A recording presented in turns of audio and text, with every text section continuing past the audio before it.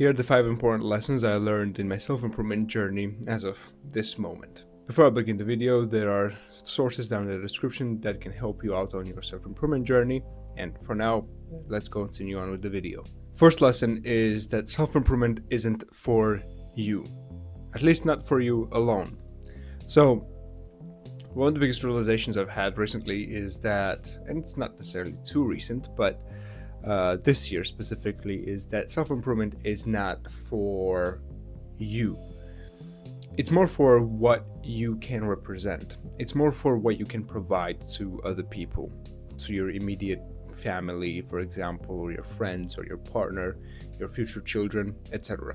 The reason you are on self-improvement is not because you want to self-actualize yourself, but because, well, not only that, but because you also want to change your current situation around. Family might be in debt, for example. Your friend might not be doing well. Your relationship might not be going too well either. And the reason you are on the self-improvement journey is to not only to elevate yourself as a person, but also to change that totally.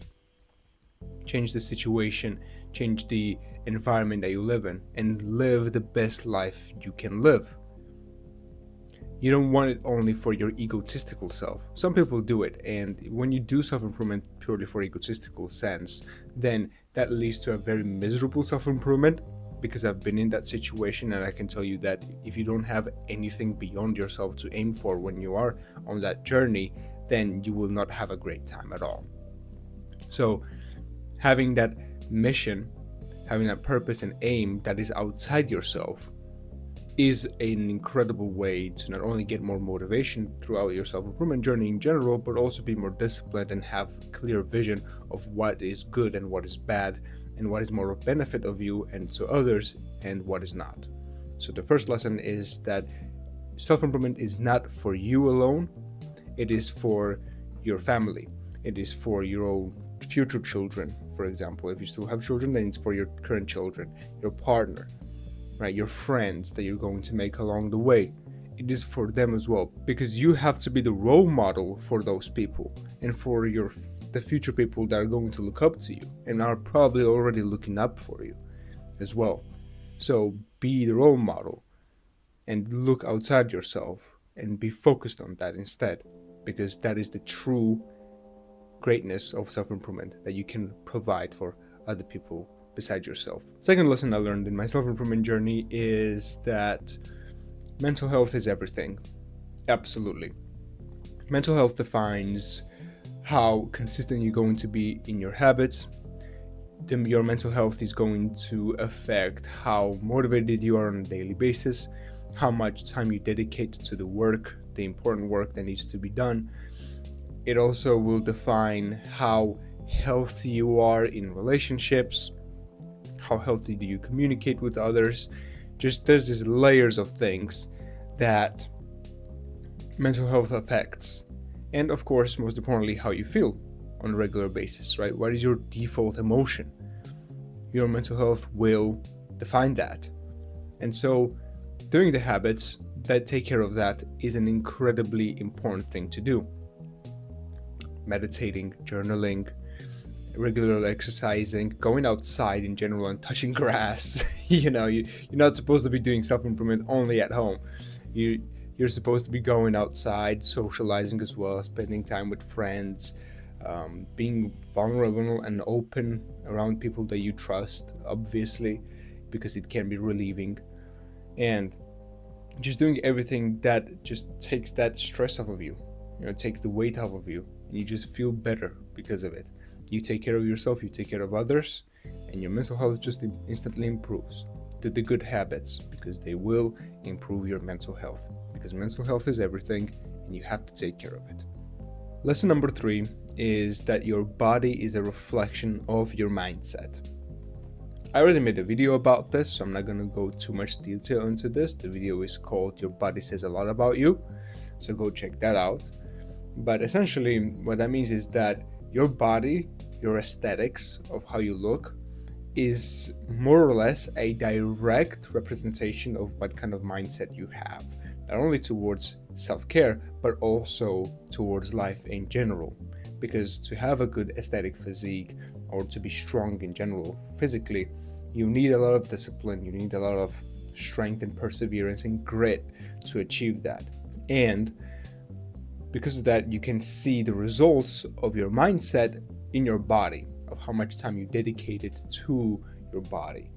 And so if you want to look good in some other people's eyes and also have that self-esteem as well, you need to do a lot of mental work and then show it into your physical work.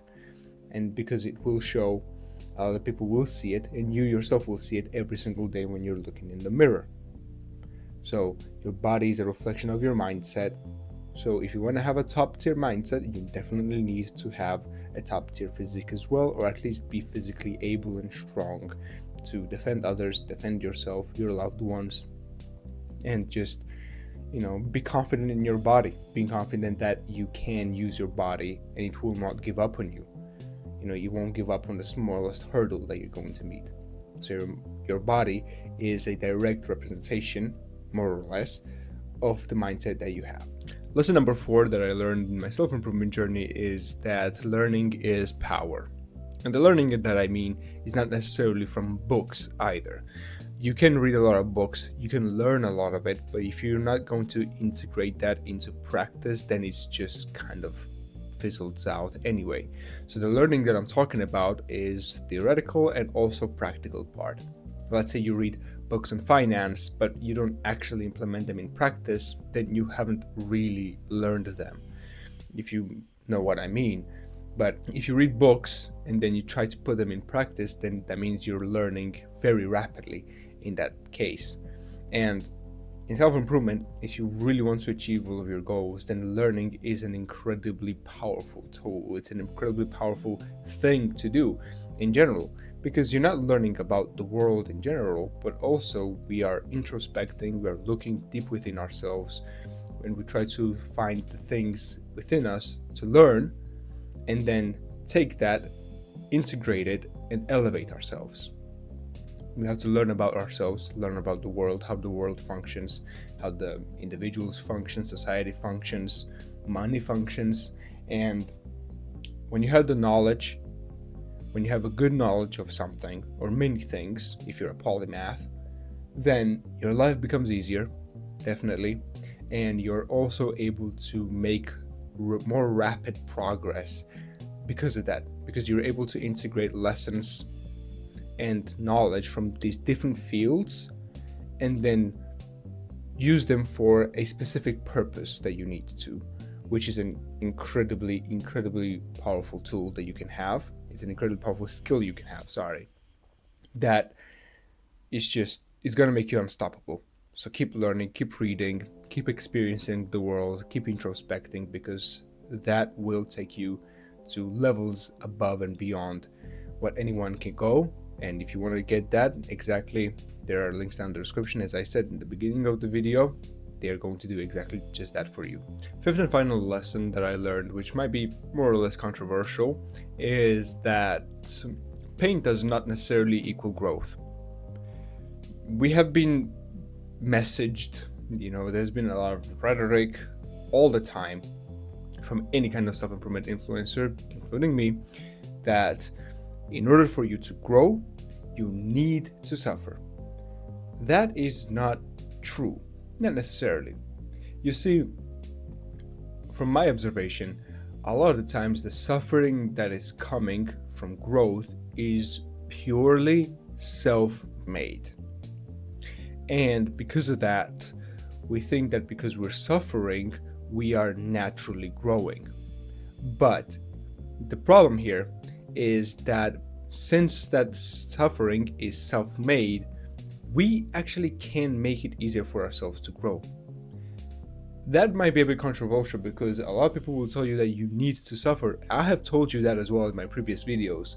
But one night I was just journaling before bed, and I was just questioning myself, like, why is it that, I'm struggling, and yes, I'm growing, but it's like, I can't seem to emotionally connect with whatever's happening to me. And I was like, I had a sudden realization, what if I just make it easier for myself?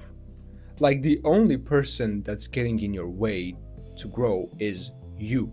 There's nobody else. And so even that suffering is self-made. So why not make it easier for yourself to grow and decrease the suffering? And that realization just clicked with me. It's like, yes, of course that makes sense. Like, because I've been also messaged that I need to suffer to grow, that I was in that mindset all the time. But ever since I removed that mindset, I was like, yeah, no, that makes total sense. Like, I am in control of myself, and I'm in control of how hard I make things for myself. So I might as well just make it easier and also have the same amount of growth, which is exactly what I had. So it was a very simple realization. And having that disconnect, or disconnecting the ideas of suffering and growth from each other, was super easy for me from that moment onward. Because, well, you want to make life easier for yourself anyway. That's kind of the point of self-improvement. So why not turn that pain and suffering into enjoyment instead, and actually really vibe with it? Really vibe with your own self-improvement, with your own journey, and really just integrate that instead of like that pain and suffering. But what I'm saying here is not for you to be like soft or anything like that. No, you're still going to develop discipline, skill, grit, stoicism, etc. It's just that you're not getting in your own way anymore, not to the level that you used to, because you've been told that you need to suffer to grow. Okay, if the suffering is going to come in your journey, which will eventually happen, let it be external, not internal. That's really about it. There's also going to be natural internal obstacles that you have because you're at war with yourself all the time. But don't make it harder for yourself just because you've been told that the more you suffer, the more you grow. That's simply not true. You can suffer aimlessly in your self-improvement journey, and it probably won't have any effect. That realization usually comes with years on being on self-improvement. But yeah, it's something that we all have to learn anyway, either through this video or by yourself. So that was the lessons that I want to share with you today. These are the lessons that I learned contemporarily for now, which have been very recent and which I want to share with you. And I hope you learned something from it. Again, there are links down in the description if you want to take your self-improvement to the next level and increase that previous point that I just made. And for now, I'll see you in the next video. The video is over. Get out.